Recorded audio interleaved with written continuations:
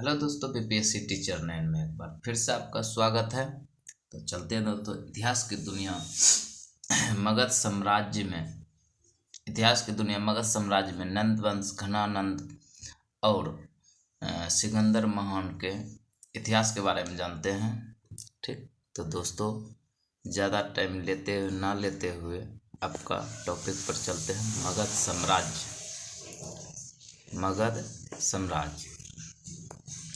मगध साम्राज्य में आते हैं नंद वंश 344 ईस्वी पूर्व से 334 ईस्वी पूर्व तक चलता है और नंद वंश के संस्थापक महापद्मनंद थे। और महापद्मनंद के कुल 9 पुत्र हुए थे। कुल कितने पुत्र हुए थे दोस्तों? 9 पुत्र हुए थे। महापद्मनंद ने कलिंग को मगध में मिलाया और महापद्मनंद का पिता जो था महानंदी था। कौन था? महानंदी था। कलिंग से जीन की मूर्ति उठा लाया विजय स्मारक के रूप में। महापद्मनंद ने कलिंग से जीन की मूर्ति उठा लाया था विजय स्मारक के रूप में। महापद्मनंद ने अपने आप को एकराट कहता था। महापद्मनंद ने अपने आप को एकराट कहता था और महापद्मनंद ने भारत का प्रथम ऐतिहासिक चक्रवर्ती सम्राट का गौरव प्राप्त है। महापद्मनंद को भारत का प्रथम ऐतिहासिक चक्रवर्ती सम्राट का गौरव प्राप्त है। नेक्स्ट टॉपिक है महानंद पद्म को केंद्रीय शासन पद्धति का जनक भी कहा जाता है। नेक्स्ट टॉपिक है महापद्मनंद को पुराणों में महापद्म एवं महाबोधि में उग्रसेन कहा गया है।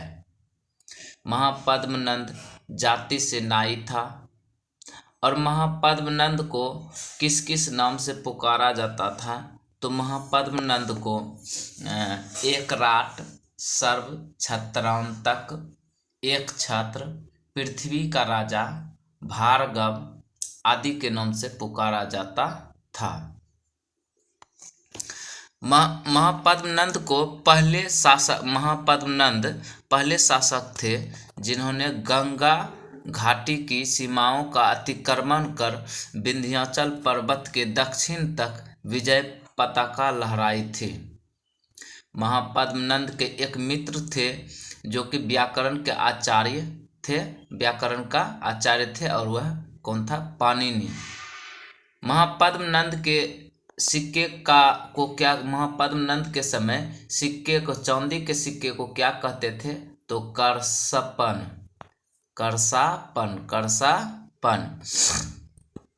महापद्मनंद का पिता था महानंदी और माता एक रानी। माता कौन था? एक रानी। महापद्मनंद की राजधानी थी पाटलिपुत्र। महापद्मनंद की राजधानी क्या थी दोस्तों? पाटलिपुत्र। और महापद्मनंद की प्रचलित भाषा थी संस्कृत। मुख्य भाषा क्या थी? संस्कृत और मगधी प्राकृत। संस्कृत, मगधी, प्राकृत। धर्म इसका महापद्मनंद का धर्म था हिंदू धर्म था। इसके साथ साथ जैन धर्म और बौद्ध धर्म भी था। सरकार इसकी कैसी थी? तो राजतंत्र। महापद्मनंद की सरकार कैसी थी? तो राजतंत्र। अगला टॉपिक है घनानंद की शासनकाल जो रहा 328 ईस्वी से 323 ईस्वी पूर्व तक रहा। अंतिम शासक था जो सिकंदर का समकालीन था। घनानंद अंतिम शासक था जो सिकंदर का क्या था? समकालीन था। गौतम बुद्ध, घनानंद जो था, घनानंद महापद्मनंद का 9वां पुत्र था।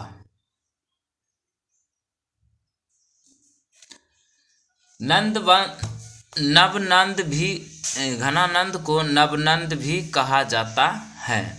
घनानंद महापद्म के दासी से उत्पन्न हुआ था। घनानंद किससे उत्पन्न हुआ था? महापद्म के दासी से उत्पन्न हुआ था। और घनानंद ने धोखे से अपने पिता महापद्मनंद की हत्या किया और आगे चलकर नंद वंश का उत्तराधिकारी बन गया। घनानंद का एक पुत्र हुआ, उसका नाम था पब्बत। क्या था दोस्तों? पब्बत। घनानंद महान विद्वान चाणक्य का अपमान किया था। घनानंद महान विद्वान चाणक्य का अपमान किया और उसका शिष्य चाणक्य का एक शिष्य था जिसका नाम था चंद्रगुप्त मौर्य। तब जाके चाणक्य ने अपने शिष्य चंद्रगुप्त मौर्य के साथ लगभग 323 से 332 ईस्वी पूर्व में घनानंद को मारकर, सॉरी ये 323 नहीं होगा, 322 होना चाहिए। ओके, 322 ईस्वी पूर्व में घनानंद को मारकर मगध पर अपना शासन स्थापित किया और मौर्य वंश की स्थापना किया था। नेक्स्ट टॉपिक है सिकंदर का आक्रमण। सिकंदर का पिता जो था फिलिप था। सिकंदर का पिता कौन था? फिलिप था। और सिकंदर कहाँ का शासक था? मकदूनिया का शासक था। सिकंदर का एक शिष्य था अरस्तु। शिष्य कौन था? अरस्तु। सिकंदर को एशिया तुर्की में इराक एवं ईरान पर विजय प्राप्त 326 ईस्वी में किए एवं खैबर दर्रा पार करके भारत पर आक्रमण किया था। सिकंदर एशिया यानी तुर्की, इराक एवं ईरान पर विजय प्राप्त किया 326 ईस्वी पूर्व में एवं खैबर दर्रा पार करके भारत पर आक्रमण कर दिया। सिकंदर तक्षशिला के शासक आम्भी ने सिकंदर के सामने घुटने टेक दिए। यानी तक्षशिला के शासक आम्भी ने सिकंदर के सामने घुटने टेक दिए और हाइडेस्पिज का युद्ध झेलम नदी के तट पर लड़ा गया। किसके बीच? सिकंदर और पोरस के बीच। पोरस इस युद्ध में हार गया मगर उसके साहस से प्रभावित होकर पोरस का राज्य सिकंदर ने लौटा दिया तथा पोरस सिकंदर का सहयोगी बन गया और सिकंदर की सेना ब्यास नदी को पार करने से इनकार कर दिया। सिकंदर की सेना ब्यास नदी को पार करने से क्या किया दोस्तों? इनकार कर दिया। टॉपिक है सिकंदर का आक्रमण जो हुआ। सिकंदर भारत में कब तक रहा? सिकंदर भारत में 19 माह तक रहा। 326 से 325 ईस्वी पूर्व तक रहा। सिकंदर की मृत्यु 323 ईस्वी में हो गया। वो भी कहाँ? बेबीलोन में हो गया। सिकंदर पश्चिम भारत में कुछ यूनानी उपनिवेश स्थापित किए थे। सिकंदर पश्चिम भारत में कुछ यूनानी उपनिवेश स्थापित किए थे। पहला काबुल में सिकंदरिया जो आधुनिक बेग्राम कहलाता है। झेलम के बुके फॉल यहाँ सिकंदर के घोड़े की मृत्यु हुई थी एवं निकाइया यहाँ पोरस के साथ क्या हुआ था? युद्ध हुआ था। निकाइया में पोरस के साथ क्या हुआ था? युद्ध हुआ था। यूनानी इतिहासकार कौन था? एरियन। सिकंदर के समय यूनानी इतिहासकार कौन था? एरियन। सिकंदर का जल सेनापति कौन था? निर्याकस। सिकंदर का जल सेनापति कौन था? निर्याकस। सिकंदर का सेनापति कौन था? सेल्यूकस। सिकंदर का सेनापति कौन था? सेल्यूकस। सिकंदर ने निर्याकस के नेतृत्व में सिंधु नदी के मुहाने से फरात नदी के मुहाने तक समुद्र तट का पता लगाने के लिए भेजा था। तो एक बार दोस्तों दोहरा लेते हैं ताकि आसान हो जाए याद करने में। तो जल्दी जल्दी पढ़ लेते हैं। अब क्वेश्चन दोस्तों ध्यान से सुनिए, बहुत इम्पोर्टेंट है। ठीक, क्वेश्चन जहाँ तक है, जो भी क्वेश्चन डाल रहे हैं इम्पोर्टेंट ही क्वेश्चन डालते हैं। और आप लोग ध्यान से सुनिए, ध्यान से सुनते रहिए, वीडियो में बने रहिए। ठीक, तभी आपको फायदे होंगे। नंद वंश मगध साम्राज्य में, एक बार फिर से दोहरा लेते हैं, मगध साम्राज्य में नंद वंश जो उसका कार्यकाल चला 344 ईस्वी से 334 ईस्वी पूर्व तक चला। नंद वंश के कुल 9 पुत्र हुए थे। नंद वंश के कितने पुत्र? नंद वंश में महापद्म नंद के कुल कितने पुत्र हुए थे? 9 पुत्र हुए थे। और नंद वंश के संस्थापक कौन था? महापद्म नंद था। महापद्म नंद ने कलिंग को मगध में मिलाया और अपने पिता उसका महापद्म नंद का पिता का नाम क्या था? महानंदी था। कौन था? महानंदी था। महापद्म नंद ने कलिंग से जिन की मूर्ति उठा लाया और विजय स्मारक के रूप में उठा लाया था। कौन? कलिंग से जिन की मूर्ति कौन उठाया था? तो महापद्म नंद ने। महापद्म नंद अपने आप को एकराट कहा करते थे। महापद्म नंद को भारत का प्रथम ऐतिहासिक चक्रवर्ती सम्राट का गौरव प्राप्त है। महापद्म नंद को केंद्रीय शासन पद्धति का जनक भी कहा जाता है। पुराणों में महापद्म नंद को महापद्म एवं महाबोधि में उग्रसेन कहा गया है। महापद्म नंद जाति से क्या था? नाई था। महापद्म नंद का अन्य नाम जो था क्या था?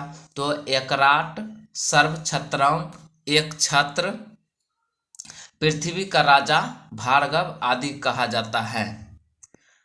महापद्म नंद पहले शासक थे जिन्होंने गंगा घाटी की सीमाओं का अतिक्रमण कर विंध्याचल पर्वत के दक्षिणी तक विजय पताका लहराई थी। महापद्म नंद का एक मित्र था जो व्याकरण के आचार्य पाणिनि थे।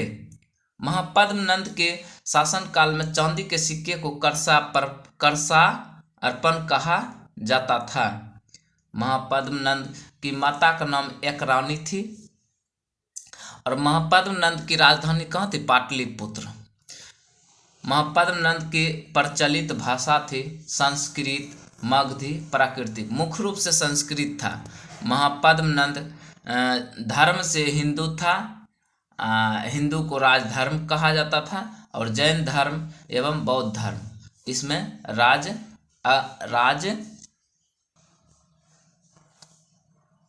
महापद्म नंद की सरकार कैसी थी? तो राजतंत्र थी। महापद्म नंद का सरकार कैसा था? राजतंत्र था। अगला नेक्स्ट टॉपिक है घनानंद। घनानंद का कार्यकाल 328 ईस्वी पूर्व से 323 ईस्वी पूर्व तक था और घनानंद महापद्म नंद का अंतिम शासक था।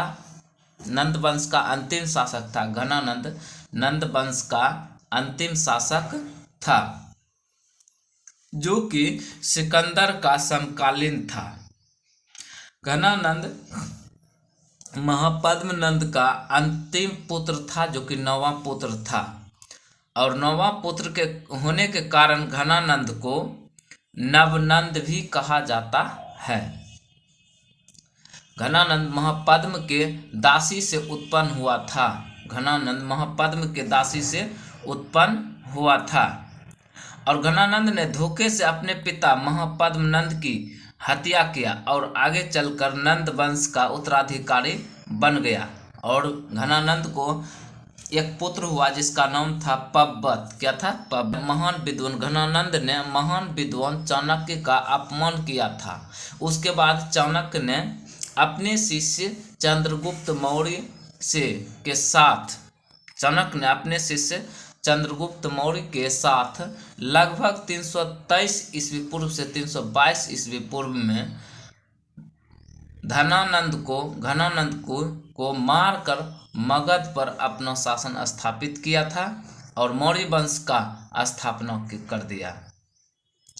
उसके बाद आता है सिकंदर का आक्रमण। सिकंदर का पहले आक्रमण जानते हैं। सिकंदर कहाँ के थे? तो मकदूनिया के शासक थे। सिकंदर के पिता कौन था? फिलिप था। सिकंदर किसका शिष्य था? तो सिकंदर का एक शिष्य था अरस्तु। कौन था? अरस्तु।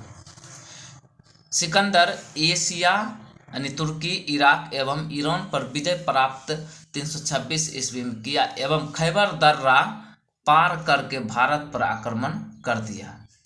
तक्षशिला के शासक अम्भी ने सिकंदर के सामने क्या किए? अपने घुटने टेक दिए। उसके बाद हाइडेस्पिस का युद्ध होता है। हाइडेस्पिस का युद्ध होता है वह झेलम नदी के तट पर होता है, सिकंदर और पोरस के बीच। पोरस तो हार गया, मगर उसके साहस से प्रभावित होकर सिकंदर ने पोरस को अपना राज्य लौटा दिया और पोरस सिकंदर का क्या बन गया? सहयोगी बन गया। सिकंदर की सेना ब्यास नदी को पार करने से इनकार कर दिया। सिकंदर की सेना ब्यास नदी को पार करने से इनकार कर दिया। उसके बाद सिकंदर भारत में 19 माह तक शासन किया रहा। 19 माह तक रहा भारत में, 19 माह तक रहा। 326 ईस्वी 325 ईस्वी पूर्व तक रहा। सिकंदर की मृत्यु 323 ईस्वी में हो गया। कहाँ? बेबीलोन में हुई थी। और पश्चिम भारत में कुछ यूनानी उपनिवेश स्थापित किए गए थे सिकंदर के द्वारा। काबुल में सिकंदरिया, जो कि आधुनिक बेग्राम कहा जाता है। उसके बाद झेलम के तट पर बुके फॉल, यहाँ सिकंदर के घोड़े की मृत्यु हुई थी एवं निकाइया, यहाँ पोरस के साथ सिकंदर का युद्ध हुआ था। पोरस और सिकंदर के साथ युद्ध हुआ था निकाइया में। सिकंदर के समय यूनानी इतिहासकार एरियन आए थे। सिकंदर का जल सेनापति निर्याकस था और सिकंदर का सेनापति सेल्यूकस था। सिकंदर ने निर्याकस के नेतृत्व में सिंधु नदी के मुहाने से फरात नदी के मुहाने तक समुद्र तट का पता लगाने के लिए भेजा था। तो दोस्तों आज तक इतना ही, तो चलते हैं। हाँ, यदि कोई डाउट हो, कोई क्वेश्चन में डाउट हो, कुछ भी हो, तो आप बेधड़क, आपके लिए कमेंट बॉक्स खुला हुआ है और आप जो है वहाँ कमेंट बॉक्स से आप अपना उत्तर जवाब मांग सकते हैं। आपको जब भी मैं कमेंट बॉक्स पढ़ूंगा फिर आपको जवाब मिल जाएगी। ठीक है, तो चलते हैं। Thank you. अब जब आपका ज़्यादा टाइम ना लेते हुए तो दोस्तों चलते हैं। आज तक इतना ही। जय हिंद, जय भारत।